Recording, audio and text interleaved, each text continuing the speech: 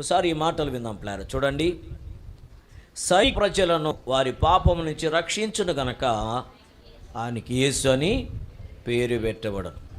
ఇంతకీ ఎవరితో ఈ మాట చెప్తున్నా అంటే, కన్య మరియతో ఇమ్మానుయేలుని పేరు పెట్టబడును. యేసు అనియు ఇమ్మానుయేలునియు పేరు పెట్టబడినటువంటి యేసు ఈ భూలోకానికి ఎందుకు వచ్చాడు అని కానీ ఆలోచిస్తే ఆయన అంటాడు, లోక పాపములు మోసుకొని పోవు దేవుని గొర్రెపిల్లగా వచ్చాడని యోహాను సువార్త 1:29 వ్రాయబడుతుంది. ఇంకా చెబుతాడు ప్లారా, యోహాను సువార్త 19:10 ప్రకారం నశించిన దానిని వెదకి రక్షించుట కొరకు మనుష్య కుమారుడి భూలోకమునకు వచ్చెను. ఇంకా అంటాడు, అనేకుల పాపమునకు క్రయధనముగా తన ప్రాణమును పెట్టుటకు యేసు ఈ భూలోకమునకు వచ్చెను అని రాయబడుతుంది. మరి ఇంతకీ ఎవరి పాపములు పరిహరించుట కొరకు ఆయన వచ్చాడు? తనను ఎందరు అంగీకరించిరో అనగా తన నామమునందు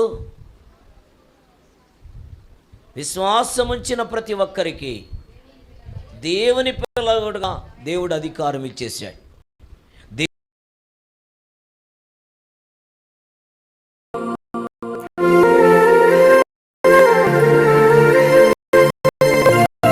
దేవుని పిల్లలుగా దేవుడు అధికారం ఇచ్చేసాడు. దేవుని పిల్లలుగా అంగీకారం కొరకై పాపములు ఒప్పుకొని విడిచిపెట్టే బాధ్యత అగత్యత మనకున్నది. యేసు ప్రభు అని నోటితో ఒప్పుకొని తండ్రి అయిన దేవుడు ఆయనను మృతుల్లోంచి తిరిగి లేపి ఉన్నాడని హృదయమునందు విశ్వసించినట్ల మనకు రక్షణ కలుగుతుంది. చాలా వివరణ వచ్చింది అనుకుంటాను. యేసు అంటే రక్షకుడని, ఆయనను అంగీకరిస్తే ఆయన యొక్క కుమారత్వము, ఆయన కుమారుడిగా కుమార్తెగా మారిపోతాడని, ఆయన ఈ భూలోకమునికి వచ్చినది లోకములున్న సర్వ ప్రజల యొక్క పాపమును శిబిరము వరకు లేక గవిని వరకు లేక శిలువలు యాగమైపోయేంత వరకు మోసుకొని పోవటకు వచ్చిన దేవుని గొర్రెపిల్లని, నశించిన దానిని వెదకి రక్షించుట కొరకు మనుష్య కుమారుడిగా యేసు ఈ భూలోకమునకు వచ్చి ఉన్నాడని, ఆయనను అంగీకరిస్తే ఆయన యొక్క కుమారుడిగా కుమార్తెగా మారిపోతారు. రక్షణను అనుభవించాలి అంటే యేసే దేవుడని లేక యేసే ప్రభు అని నోటితో ఒప్పుకొని ఆయనను తండ్రి అయిన దేవుడు మృతుల్లోంచి తిరిగి లేపి ఉన్నాడని హృదయమనందు విశ్వసించిన ఎడల వానికి రక్షణ కలుగుతుందని. అంటే ఈయన రక్షకుడని, ఈయన తన ప్రజలను పాపము నుంచి విడుదల కలిగిస్తాడని, పాపము నుంచి నివృత్తి కలిగిస్తాడని, పరలోక రాజ్యమునకు నడిపించుటకు ఈయన ఒక్కడే మార్గమని, ఈ సత్యాన్ని గ్రహించమని లేఖనాల ద్వారా దేవుడు మనతో మాట్లాడుతున్నాడు. యేసు ఈ భూలోకమునికి వచ్చి 2024 సంవత్సరాల క్రితం, మీరు నన్ను అడగొచ్చు, 2024 సంవత్సరాల క్రితం ఈ లోకానికి ద్రాక్ష తోటలను ఇచ్చునా, మిమ్మల్ని సహస్రాధిపతులుగాను శతాధిపతులుగాను అంటే అర్థం ఏంటి? నేను మీ పొలాలు ఇస్తా, మీకు తోటలు ఇస్తా, మిమ్మల్ని సహస్రాధిపతులుగా చేస్తా, మిమ్మల్ని నాయకులుగా చేస్తా, దావీదుని పట్టిస్తే చాలంట. చూసారండి, యెషయి కుమారుడిని దావీదుని పట్టిస్తే చాలు, మిమ్మల్ని మీ సహస్రాధిపతులు అంటే మీకు ప్రమోషన్లు ఇస్తా, మీకు ఇంక్రిమెంట్లు ఇస్తా, మీకు చెట్లు ఇస్తా, మీకు ద్రాక్ష తోటలు ఇస్తా అని చెబుతున్నాడు. ఈ ద్రాక్ష తోటలు ఇస్తా అన్న వ్యక్తి చేతులు ఏముంది? ఈటి ఉన్నది. ప్రియులారా, బాగా నుంచి ఈటి కలిగిన వ్యక్తి ద్రాక్ష తోటలు తీసుకొని అతని దగ్గర నుంచి మనకి విజయం కలుగుతుందన్న వ్యక్తి దేవుని బిడ్డలారా మరి అక్కడే ఉండగా ఇదే ఈటే, ఇదే ద్రాక్ష తోటలు ఇస్తానని మరి దేవుని ప్రలోభపడి వచ్చినటువంటి సైనికులు సైతము దావీదు చేతికి చిక్కిపోయినారు. చపలు కూడా దేవుని మహిమపడతారు. చూడండి, ఆయన మాట్లాడుతున్నాడు ప్లారా, అక్కడ మీరు ఎందుకు నా మీద కుట్ర చేయుచున్నారు? నా కుమారుడు యెషయా కుమారునితో నిబంధన చేసిన సంగతి మీలో ఎవడు నాకు దేవుని బిడ్డ చేయనీలేదే.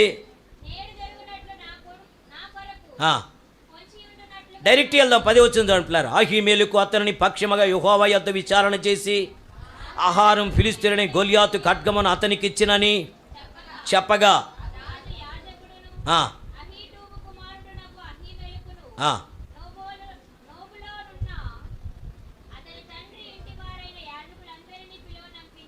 చూసారండి, అక్కడ మాట్లాడుతున్న ప్లారా ఈ అధ్యాయం చదువుకుంటూ వెళితే చేతులు ఎవరి చేతిలో ఉంది? దేవుని బిడ్డారా, ఈటే సౌలు చేతిలో ఉంది. సౌలు ఎవరిని బేరం చేసుకున్నాడు? బాగా గమనించండి ప్లారా. సైనికులందరినీ సిద్ధపరచుకొచ్చాడు. మీకు ద్రాక్ష చెట్లు ఇస్తాను, ఒలివ చెట్లు ఇస్తాను, మీకు సహస్రాధిపతులను చేస్తా, మీకు నాయకులను చేస్తా. మరి దావీదు చేస్తాడా? యెషయి కుమారుడు చేయగలడా? వాడు దరిద్రుడు, పనికిమాలినోడు, వాడు ఏం చేయగలడు అన్నట్టుగా మాట్లాడుతాను ప్లారా. కానీ రహస్యం ఏంటంటే, ఈరోజు నా జీవితం కూడా పనికిమాలిన వాడు, ఎన్నికలైన వాడు విజయంలో పొందట కొరకు ఎదురు చూస్తున్నారు, కానీ అపజయంలో ఉన్నామనుకుంటున్న ప్లారా. ఈటి శత్రువు చేతిలో ఉన్నది, ఈటి అధికారుల చేతిలో ఉన్నది, కానీ అదే ఈటి మన చేతిలోకి రాబోతుంది. మనకు విజయం దేవుడు ఇవ్వబోతుంది. చప్పలు కూడా దేవుని మహిమపడదామని ఎందుకు ఈ మాట చెప్తున్నా అంటే, అదే ఈటి దావీదు చేతికి వచ్చేసింది.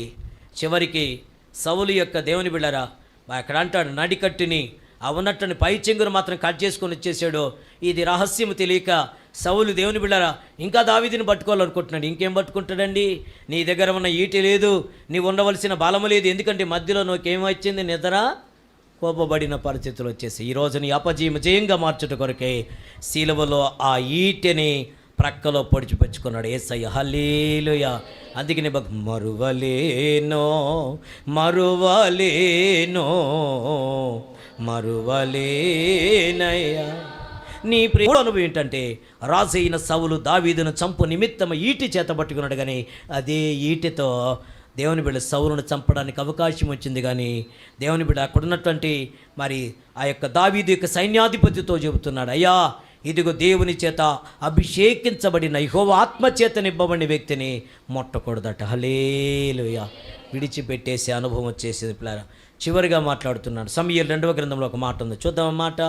సమూయేలు 2వ గ్రంథం దైవ వాక్య ప్రత్యక్షతలో సమూయేలు 2వ గ్రంథం 21వ అధ్యాయం 21వ అధ్యాయం చూడండి ఒకసారి. 19వ వచనాన్ని ఒకసారి చదువుకుందాం. తరువాత గోబు దగ్గర ఫిలిస్తీన్లతో ఇంకొకసారి యుద్ధము జరగగా, బాగా గమనించారు, ఇప్పటిదాకా జరిగిన యుద్ధము ఒక రకమైతే ఇప్పుడు ఒక ప్రత్యేక యుద్ధం జరుగుతోంది. విందాం. బెత్లెహేమీయుడైన యెహరియో రెగీము కుమారుడగు ఎల్హానాను గిత్యుడైన గొల్యాతు సహోదరుని చంపెను.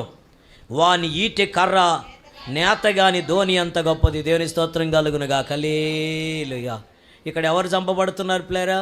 బాగా గొల్యాతు యొక్క సహోదరుడు చంపబడుతున్నాడు. దేవుని స్తోత్రం కలుగునుగా. హల్లెలూయా. అంటే ఇక్కడ కూడా ఈటే ఎవరికి విజయం ఇస్తుంది? సర్వోన్నతుడైన దేవుడైన యెహోవాకే విజయం వస్తుంది. హల్లెలూయా. ప్రబలేటువంటి జనాంగము, శత్రువులుగా ఉన్న జనాంగము క్రీస్తుకు విరుద్ధంగా, క్రీస్తు జనులకు విరుద్ధంగా ఉండొచ్చేమో, కానీ వారందరి చేతిలో ఆయుధాలు ఉండొచ్చు, వారి అందరి చేతిలో దేవుని బిడ్డల అధికారం ఉండొచ్చు, కానీ దేవుని జనులకు మాత్రమే విజయం అవ్వబోతున్నాడు. హల్లెలూయా.